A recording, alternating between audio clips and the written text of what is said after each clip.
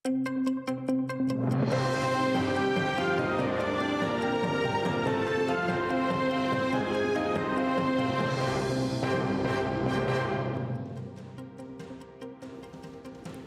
aleyküm, efirde zaman. Bugün fevralının 7'si studiyada Şevket Amatulayev çalışa. Kırım tatarlarının evlerinde yanı tintuvler sabadan tanatmazdan saat 4'te Burçoqraq Fontana kasabasının istidat sokağında yaşagan Kalafatovlar Kurantasına işgalcilerinin silahlı kuvvetler xadimleri basıp kirgen. Mustafa Kalafatov'nın evinde yasaklangan edebiyat ve silah qadırganlar. Onu ise belli olmagan yerge alıp ketkenler. Bu haqda yerli sakinler haber etti. Обыск в доме Фатма Тата. Ищут запрещенную литературу, ищут оружие и наркотики. И ищут литературу настолько, что даже фоткают Коран. Qırım Birdemligi Cemaat Teşkilatı'nın azası Server Mustafaev Tintuv haqında tafsilatlı malumat berdi. Onun aytqanına ko'ra Mustafa Kalafatov Ахмежетнің район бөлігінде buluna bili. Где-то с 4 утра пришли силовики, которые проводили оперативно-розыскные мероприятия. Вроде как основанием послужило то, что проводятся розыскные мероприятия по краже в магазине в городе Симферополе. Но в доме искали какие-то книги и тому подобное. То есть как-то вот не вяжется. Магазин, потому что вроде обокрали продуктовый, а искали какие-то книги, символики и тому подобное. Скорее всего, его увезли по направлению к отделению МВД. Могли узнать, что это была операция, проведенная МВД. ОМОН и СОБР там присутствовал на месте обыска. Я думаю, что он находится где-то там.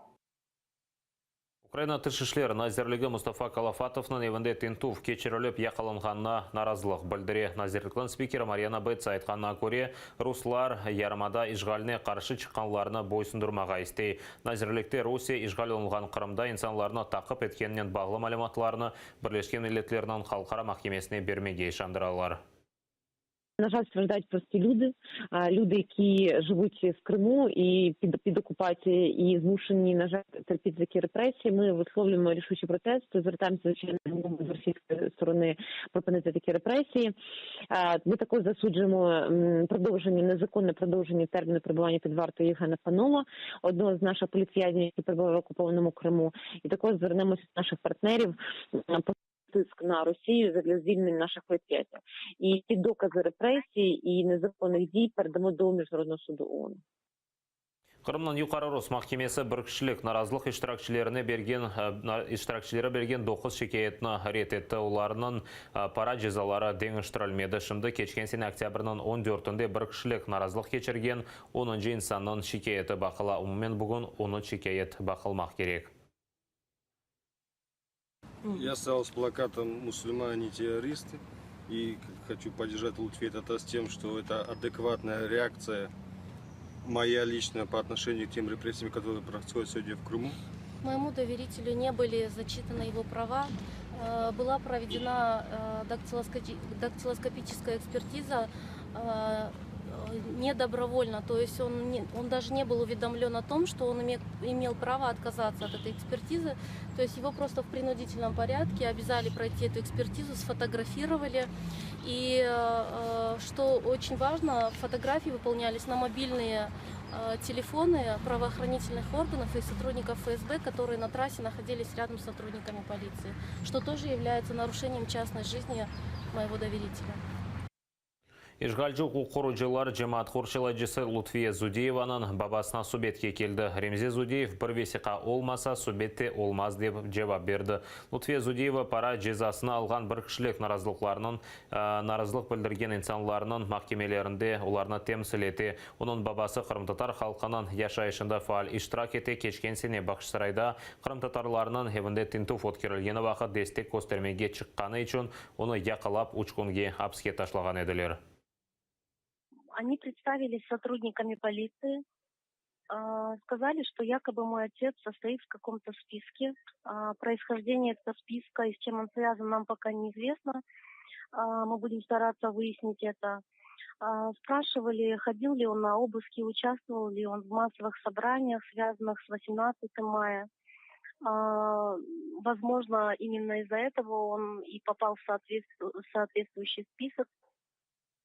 Виджей Кашка давасы бойынша яқаланған Кязим Аметовның сағылығы фенал ашты. Бұны адвокат Эмиль Курбидинов тариф етті. Бүгін о СИЗОға барып Кязим Ағанен көріші болған. Курбидинов айтқанына көре Аметовны СИЗОға қанунсыз тұтмаға девам етелер, чүнки махкеме өңінізбетен хапсте тұтув мұдетіні девам еттіргені вақыт қарарда дигер инсанен бағлы малюмат язылған. Адвокат Мабуз Дерал азат етілмесі талабынен СИЗО ел басшылығы ве қырамнан Ишгалжы прокуратурасына шикает еллаған.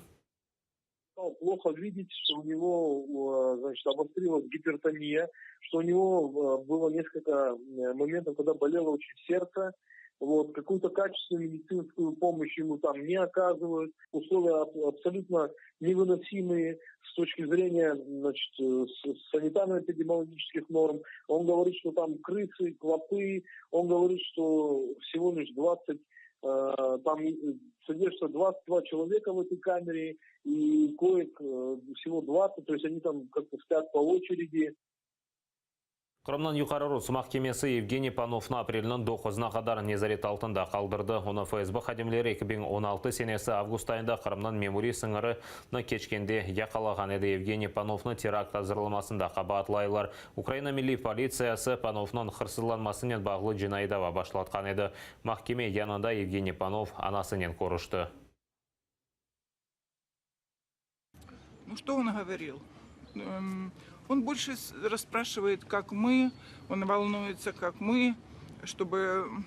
Ну, он старший в семье, он всегда опора был мне, и всегда за всех отвечал, за всех беспокоился, за всех. Теперь он беспокоится, что он нам принес очень много забот, и он постоянно просит прощения, постоянно извиняется, и очень это для него тяжело. Он стоит на своем.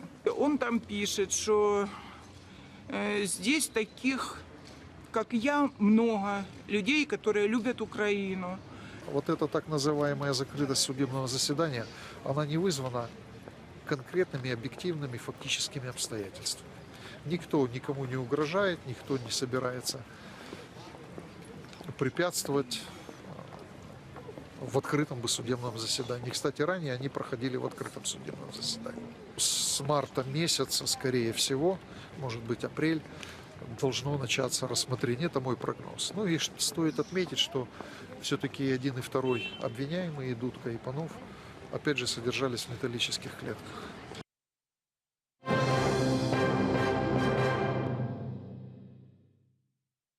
Қачқан президент Виктор Януковичның Девлет хайынлігі давасында Украинаның Бірлешкен Миллетлер Қавсызлық Шурасындаки дайми векілінің ярдымжысы Юрий Сергеевна соруға чектілер. Ал азырда о Украинаның Бірлешкен Миллетлердеки Украина темсілжісінің меслиятчысы ола. О Русия Қырымны ишғал еткенде шаретсіз харби бөліклеріні қоланды деп айтты. Украина Қырымнан запт етілмесі башланғаныны халқара топлыққа февральнан 28-інде Бірлешкен Миллетлер Қавсызлық Шурасының топлашуында білдірген еді.